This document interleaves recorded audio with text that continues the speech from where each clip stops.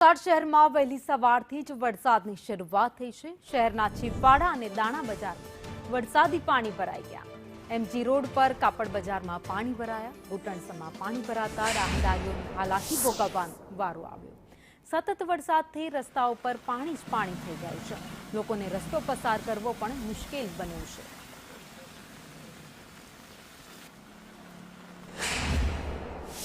છેલ્લા 5 દિવસથી મેઘરાજા વલસાડ જિલ્લાને ધમરોડી રહ્યા છે, ત્યારે ગઈકાલે મોડી રાતથી મેઘરાજા વલસાડ જિલ્લા પર વધુ મહેરબાન છે।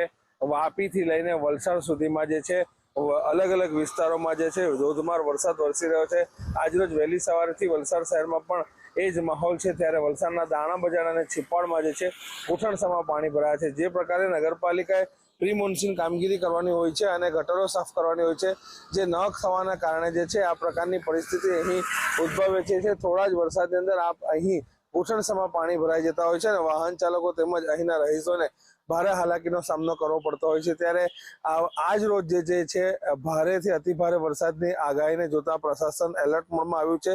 સંઘ પ્રદેશ દમણ, સેલવાસ સહિત વલસાડ જિલ્લાની જે શાળા કોલેજો છે તેને બંધ કરવાના આદેશ આપવામાં આવ્યા છે। વલસાડ જિલ્લાએ પણ વહીવટી તંત્રએ મહત્વનો નિર્ણય લીધો છે અને શાળા કોલેજો બંધ કરવાના આદેશ આપ્યા છે। ત્યારે ગઈકાલથી લઈને અત્યાર સુધી છે મેઘરાજા સમગ્ર જિલ્લા અને દમણ સેલવાસમાં મહેરબાન થયા છે અને અહીંનું જે જનજીવન છે અસ્તવ્યસ્ત થયું છે, જેના કારણે જે છે વહીવટી તંત્ર જે છે એલર્ટ મોડ પર છે। અહીં એક એનડીઆરએફની ટીમને પણ સ્ટેન્ડ બાય રાખવામાં આવી છે। જાવેદ ખાન, સંદેશ ન્યૂઝ,